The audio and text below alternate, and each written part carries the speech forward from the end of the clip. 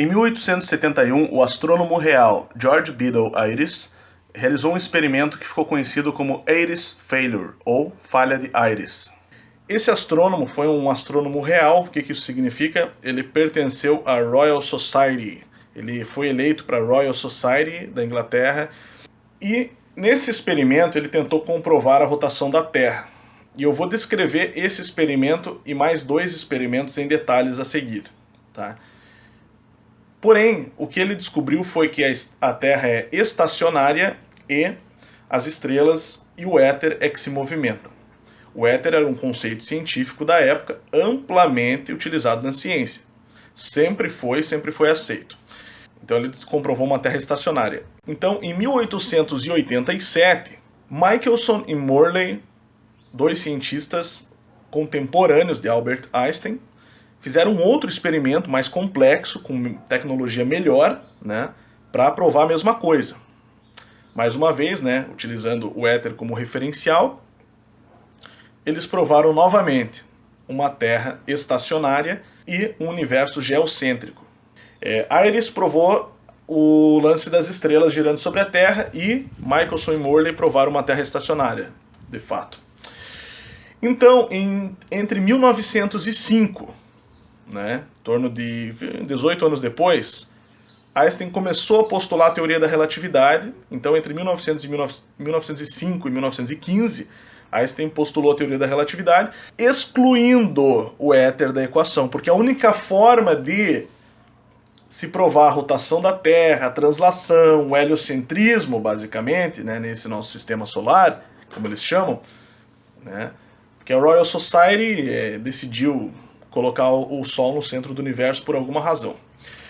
Então Einstein excluiu o éter da equação e conseguiu justificar uma Terra orbitando ao redor do Sol e girando ao redor do próprio eixo, basicamente. O problema, né, é que ele excluiu o éter da equação e, alguns anos depois, quando ele ainda não tinha nem terminado de postular a teoria da relatividade, em 1913, rolou o experimento de Sagnac. Sagnac provou a existência do éter. O que levou Albert Einstein, em 1920, a reconhecer a existência do éter. No final do vídeo eu vou mostrar o discurso de Einstein reconhecendo a existência do éter, o que anularia completamente toda a base da teoria da relatividade. E a ideia de uma Terra giratória e girando ao redor do Sol. Acabou o heliocentrismo, basicamente. Cientificamente provado. E para não restar dúvidas, em 1933, Dayton Clarence Miller provou de forma inequívoca a existência do éter. Eu acredito que realmente encontrei a relação entre gravitação e eletricidade, assumindo que as experiências de Dayton Miller, são baseadas em um erro fundamental. Caso contrário, toda a teoria da relatividade colapsa. Como num castelo de cartas, Albert Einstein, em uma carta em 1921, 12 anos antes de Miller provar que estava certo, derrubando de vez a teoria da relatividade, que ainda nos é ensinada nas escolas como fato ou como pelo menos a principal teoria da nossa visão cosmológica. Simplesmente absurdo. Então fique agora aqui com os experimentos em detalhes para você entender isso que eu estou falando aqui, tá? Em sequência, isso é história da ciência que prova sim uma Terra estacionária e um universo geocêntrico. Não chega a provar a Terra plana, tá? Mas você sabe que na teoria oficial, se a Terra não girar e se ela não estiver orbitando o Sol, não tem como segurar essa água toda dos oceanos dessa forma. Ela tem que estar girando e orbitando o Sol, né?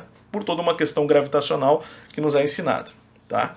Fique com o vídeo, galera. Agradeço. Esse vídeo é ainda mais importante que o anterior porque ele cientificamente desmonta a ciência como eles nos ensinaram. É mentira, cara. É mentira. Entenda isso, cara. Uma explicação para o experimento da falha de Ayres, por Malcolm Bolden. Se um telescópio está apontando para uma estrela e ambos são estacionárias, então, obviamente, a luz entra em linha reta no telescópio. Em 1729, Bradley percebeu que ele tinha que inclinar um pouco o seu telescópio para conseguir capturar a estrela no centro do telescópio. E presumiu que isso se devia à rotação da Terra ao redor do Sol. Então vamos presumir que o telescópio estava se movendo a 5 milhas por hora e precisasse ser inclinado em 5 graus. Esta inclinação, no entanto, poderia igualmente ser causada pelo éter, movendo-se a 5 milhas por hora, carregando as estrelas ao redor da Terra. Como vemos aqui, a luz estaria entrando no mesmo ângulo e o telescópio ainda precisaria estar inclinado 5 graus. Então, inclinar o telescópio não nos diz se o que está se movendo são as estrelas ou o telescópio. Porém, existe um experimento simples que pode ser feito para determinar se o que está se movendo é a Terra com o telescópio ou o éter com as estrelas. Tudo o que precisa ser feito é gravar a inclinação necessária para cada estrela em particular e então encher o telescópio com água, que desacelera de forma relevante a velocidade da luz dentro do telescópio. Então, aqui está o telescópio cheio de água, inclinado em 5 graus. E você percebe que a luz da estrela agora não atinge o fundo do telescópio. E isso ocorre porque a luz da estrela se move muito mais devagar quando passa através da água. Entretanto, se o telescópio está mais inclinado, vamos dizer 10 graus, então a luz da estrela será visível novamente na lente do telescópio. Precisa ser mais inclinado porque a luz agora é mais devagar quando entra no telescópio, devido à água. Mas se a luz da estrela está passando pelo telescópio a 5 milhas por hora, então, quando preenchido por água, não há necessidade de se inclinar mais o telescópio, porque a luz da estrela está entrando a 5 graus, de qualquer forma. A luz da estrela continua equivalente, está apenas viajando mais devagar, dentro da água. Se é o telescópio que está se movendo, então quando ele está preenchido com água, ele precisa estar mais inclinado para ver a estrela.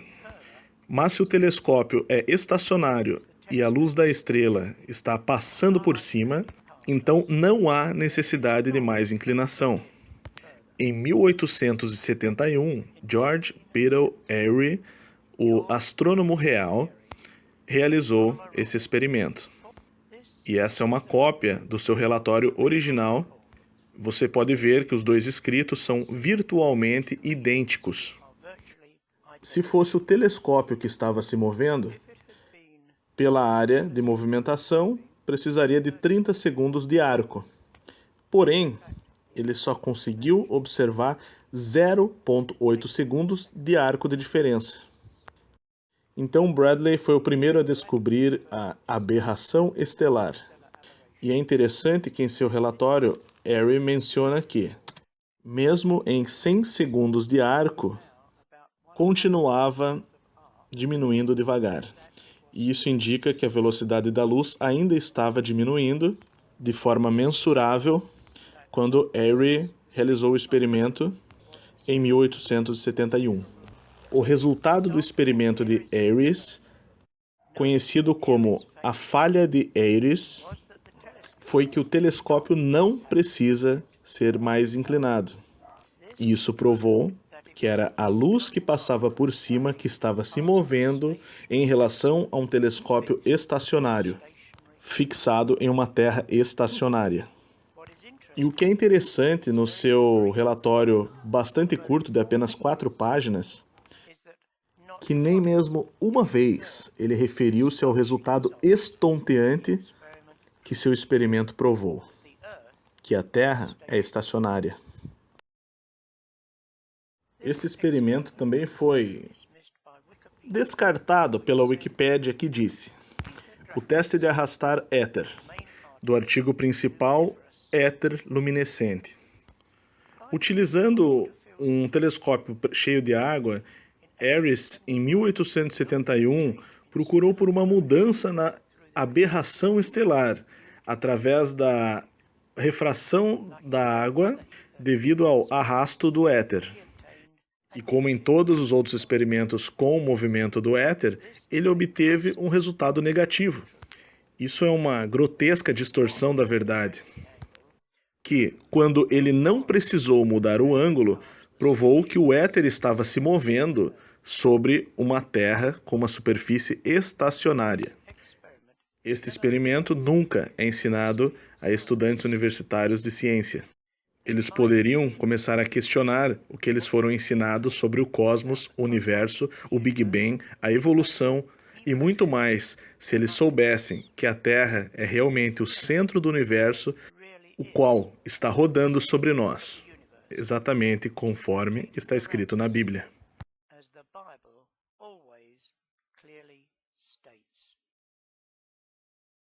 Em 1887, um experimento chocou a comunidade científica.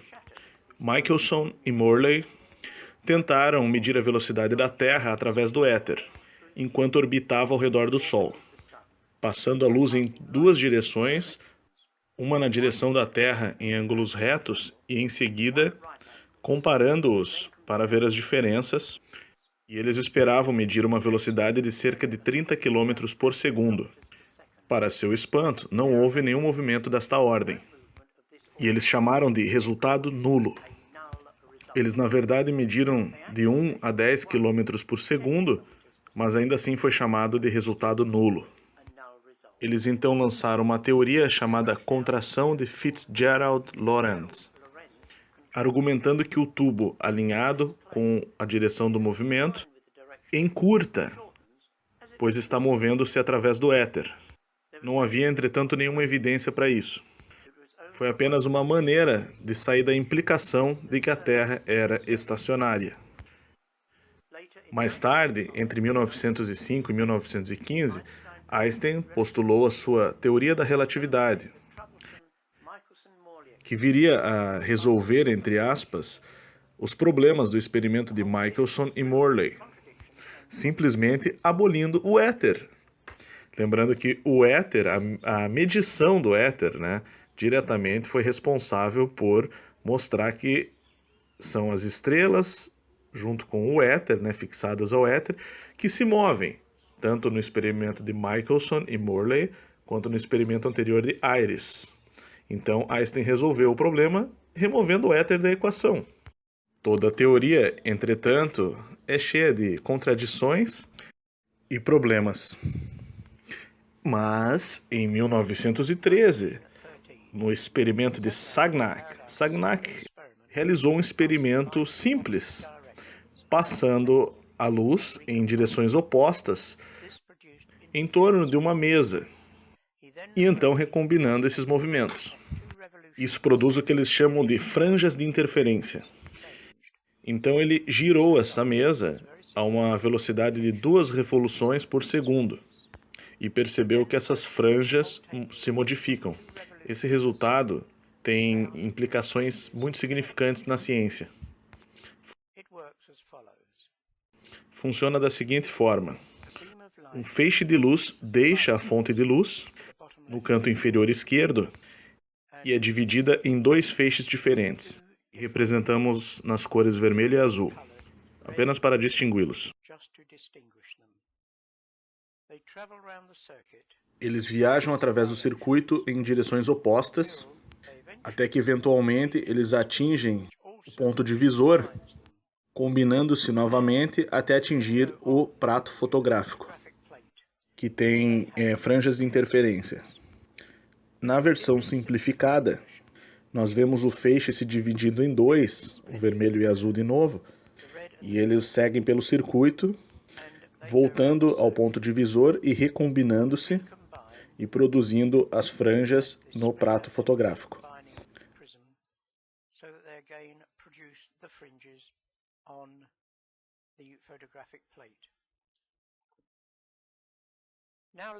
Agora vamos rotacionar a mesa.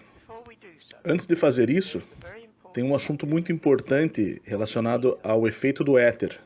O experimento de Michelson e Morley falhou em detectar o movimento de 30 km por segundo da Terra através do éter. Então, para superar esse problema, Einstein simplesmente aboliu o éter em sua teoria da relatividade. O resultado mais significante do experimento de Sagnac foi que ele provou que o éter existe. Vamos ver como ele fez isso. É uma característica fundamental da teoria da relatividade que, como ela afirma que não tem éter, a luz viaja a partir de uma fonte na mesma velocidade relativa à fonte. Não importa se a fonte está se movendo ou não. Não importando se a mesa está girando ou não, os padrões das franjas devem permanecer os mesmos. Mas se o éter existe, uma vez que a luz deixou a fonte, a velocidade da luz é controlada pelo éter, independente da velocidade da mesa, espelhos, etc., conforme vemos aqui. Então vamos ver o que acontece quando nós giramos a mesa. Aqui, a luz é dividida e a vermelha e a azul vão em direções opostas. Mas note que o espelho da esquerda moveu-se ao redor em uma direção que a distância que a luz vermelha tem que viajar é maior. Mas, de acordo com a teoria da relatividade, o mesmo tempo deveria ter sido medido, pois o divisor também está se movendo e a distância deles é a mesma. Mas, agora imagine que o éter existe e a velocidade da luz é controlada pelo éter estacionário. Imagine o éter como um xarope grosso, que limita a velocidade que a luz pode viajar, independente do movimento da fonte de luz, do divisor da luz ou dos espelhos. O resultado é que a luz vermelha leva mais tempo para atingir o espelho à esquerda. Da mesma forma, o espelho à direita está indo em direção à luz azul, que atinge o espelho mais rápido. E quando as luzes chegam ao seu ponto de reflexão, a luz vermelha novamente leva mais tempo para chegar do outro lado, enquanto que a luz azul chega mais rápido novamente. Então as luzes atingem o prato fotográfico com um delay entre elas, e isso muda o padrão das franjas no interferômetro. De fato, Sagnac, usando a velocidade de rotação da mesa, calculou o quanto essas franjas deveriam mudar e descobriu que elas mudaram apenas aquela quantidade.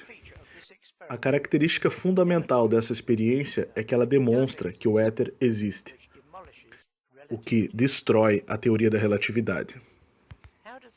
Como o establishment científico lida com esse resultado?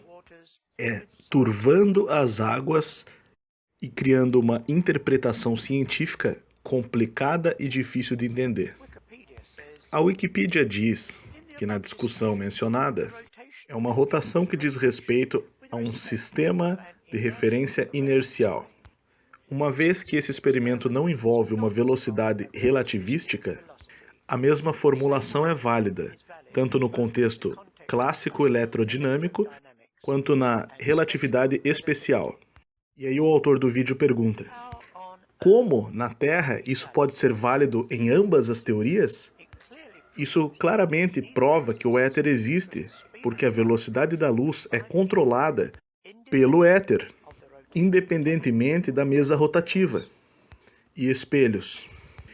Esse efeito Sagnac é usado por companhias aéreas para a direção de suas bússolas. Conforme o avião vira, as franjas são traduzidas em uma mudança na direção do avião, que é registrada na bússola do cockpit. Então, após dar esse exemplo prático dessa aplicação, dessa experiência, o autor do vídeo faz mais um comentário interessante. Só para acrescentar, eu recebi alguns comentários de 2 cientistas reclamando que eles nunca foram ensinados sobre o experimento de Sagnac. O primeiro deles falou: Após 35 anos como físico profissional, com uma tese em relatividade, eu só aprendi sobre o experimento de Sagnac no ano passado. Outro correspondente reclama que seus professores nunca mencionaram esses importantes experimentos. Ele disse: caro Sr. Bolden, obrigado pelos seus escritos, ensinos e pelo seu site. Eu estou especialmente interessado nos seus comentários sobre geocentrismo, os quais, logicamente, são controversos. O mais incrível é que nenhum desses experimentos citados foi sequer discutido em minha graduação universitária, muito menos as implicações mencionadas. Por toda a minha vida, eu tenho ouvido a história de como a teoria de Copérnico veio a prevalecer. E eu penso que a maior evidência experimental que já existiu e confronta a teoria em questão teria que ser pelo menos citada. Me sinto enganado como um estudante, é claro, por encontrar 25 anos depois este monte de evidências contrárias que nunca foram mencionadas na sala de aula. It was Einstein who in 1920 said, "There are weighty arguments to be adduced in favor of the ether hypothesis. To deny the ether is ultimately to assume that empty space has no physical qualities whatsoever. The fundamental facts of mechanics do not harmonize with this view. According to the general theory of relativity, space is endowed with physical qualities. In this sense, therefore, there exists an ether. According to the general theory of relativity, space without ether is unthinkable." Dayton Miller foi vice-presidente e presidente da Sociedade Americana de Física e realizou experimentos junto com Morley, aquele de Michelson e Morley. Logicamente, ele presumiu que a Terra estava viajando através do espaço, uma vez que os cientistas nessa época não estavam de forma alguma dispostos a considerar o geocentrismo ou qualquer outra coisa que não fosse o heliocentrismo. Então ele transferiu o interferômetro para o observatório de M.T. Wilson e descobriu, quando os efeitos da temperatura foram removidos, um padrão de onda senoidal surgiu devido a um vento de éter que atuava para produzir uma mudança de franja para 10 km por segundo de vento. O pequeno efeito positivo variou com cada rotação do interferômetro durante o dia, por isso ele pressupôs que a Terra está se movendo, o que não é o caso, uma vez que é o vento do éter que se desloca pela Terra estacionária. A contração de Lorentz não era compatível com a mudança sazonal na velocidade do vento, invalidando a contração de Lorentz. No entendimento geocêntrico, é o firmamento que termina na superfície terrestre, e o éter forma um vórtice ao redor da Terra, causando a mudança sazonal e anual na mudança de franja medida. O trabalho de Maurice Allais provou que o trabalho de Shackland contra Dayton Miller era falso e demonstrava um deslocamento periódico na mudança de franja. Os efeitos periódicos do ponto de fluxo de éter para um eixo de fluxo de éter perto de Draco, no Polo Norte, assim como o CMB nos mostra. CMB, a radiação de fundo de micro-ondas cósmicas, a abreviação CMB, é um leve brilho de luz que enche o universo, caindo na Terra de todas as direções com uma intensidade quase uniforme.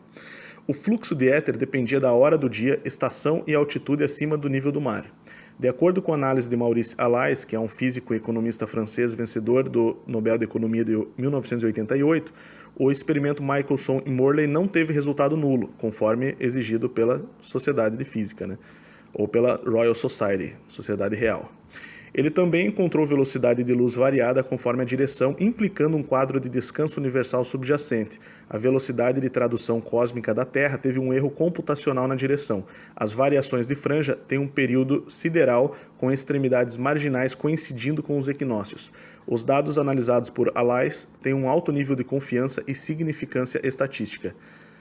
Hector Munera, outro cientista, também realizou outra versão do experimento de Dayton Miller, utilizando gás hélio para testar a dependência do índice de refração. Basicamente, ele fez um outro experimento baseado na redução refrativa com gás hélio.